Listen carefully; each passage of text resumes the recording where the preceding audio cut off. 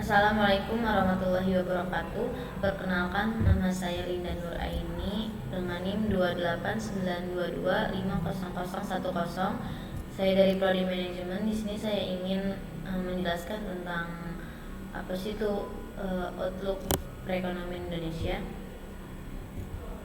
Pengertian outlook dalam perekonomian. Outlook ekonomi adalah rangkuman kegiatan ekonomi pemerintah yang berisi rencana pemerintah dalam melaksanakan perekonomian serta rencana-rencana pembangunan pemerintah, kebijakan-kebijakan yang akan diambil pemerintah di tahun depan.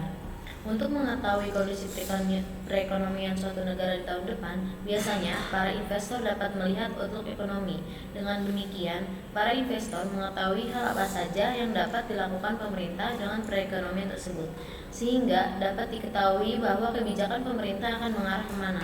Dengan mengetahui outlook ekonomi, maka para pengusaha dapat memprediksi bagaimana kelangsungan bisnisnya. Dilihat dari faktor sosial ekonomi yang terjadi di negara ini, terbesarnya tingkat inflasi, arus investasi, dan juga pengaruh perekonomian global terhadap perekonomian dalam negeri. Selanjutnya ada bagaimana memaksimalkan dampak dari investasi infrastruktur. Pertumbuhan ekonomi pertumbuhan ekonomi naik sedikit dari 5,2% di 2017 menjadi 5,3% di 2018.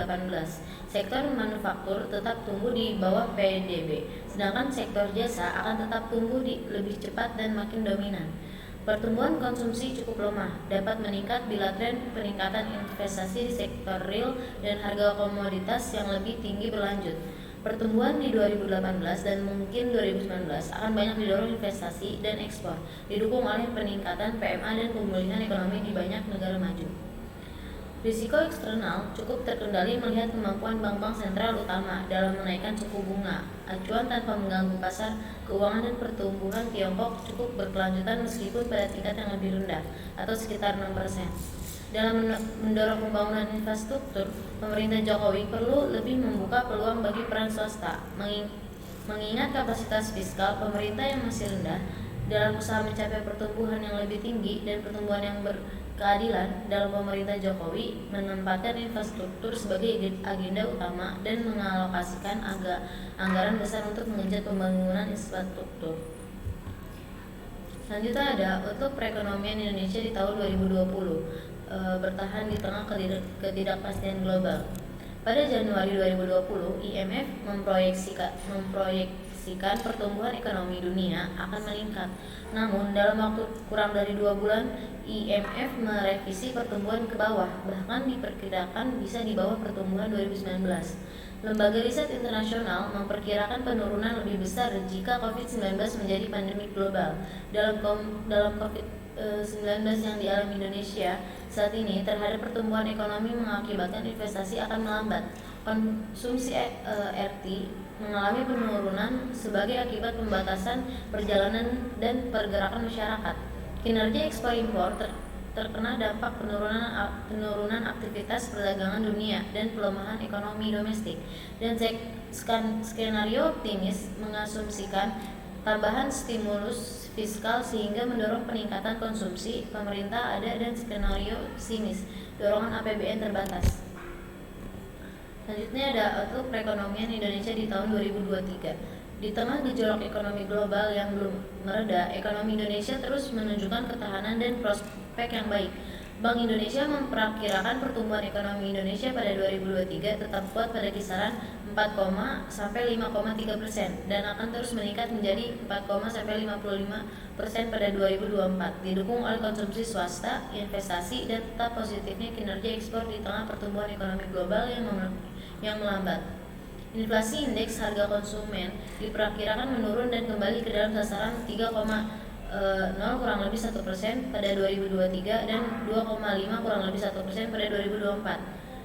Dengan inflasi inti akan kembali lebih awal pada paruh pertama 2023 seiring dengan tetap terkendalinya inflasi, harga impor dengan nilai tukar rupiah yang stabil, dan respon kebijakan moneter yang front-load, preemptive, dan forward-looking. Presiden RI Joko Widodo dalam kesempatan tersebut pesan bahwa ke depan kondisi global masih tidak pasti dan sulit untuk diprediksi. Pada tahun 2023, betul-betul kita harus hati-hati dan waspada tanpa mengurangi optimisme. Tambahan Presiden Joko Widodo. Dalam melakukan perumusan kebijakan, sinergi fiskal dan moneter perlu terus diperkuat agar kebijakan ekonomi nasional yang dihasilkan memberikan manfaat yang besar bagi rakyat dan negara dalam memperkuat ketahanan dan kebangkitan ekonomi nasional.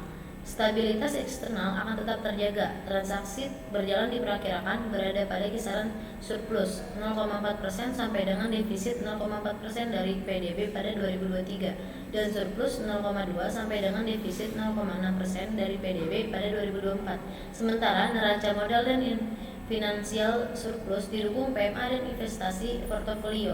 Ketahanan sistem keuangan tetap terjaga baik dari sisi permodalan, risiko kredit dan likuiditas. Pertumbuhan kredit akan tumbuh pada kisaran 10-12% pada tahun 2023 dan 2024. Bauran kebijakan Bank Indonesia pada tahun 2023 akan terus diarahkan sebagai bagian dari bauran kebijakan nasional untuk memperkuat ketahanan, pemulihan dan kebangkitan perekonomian Indonesia di tengah kondisi ekonomi global yang akan melambat dan risiko terjadinya resesi di beberapa negara. Kebijakan moneter Bank Indonesia pada tahun 2023 akan terus difokuskan untuk menjaga stabilitas.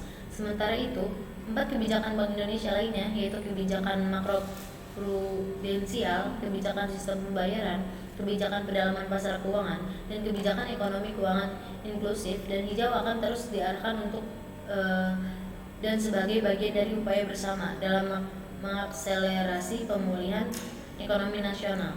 Adapun penjelasan masing-masing kebijakan sebagai berikut. 1. Ada kebijakan moneter, 2. Kebijakan makroprudensial, 2. Kebijakan sistem pembayaran, dan terakhir ada kebijakan pendalaman pasar uang.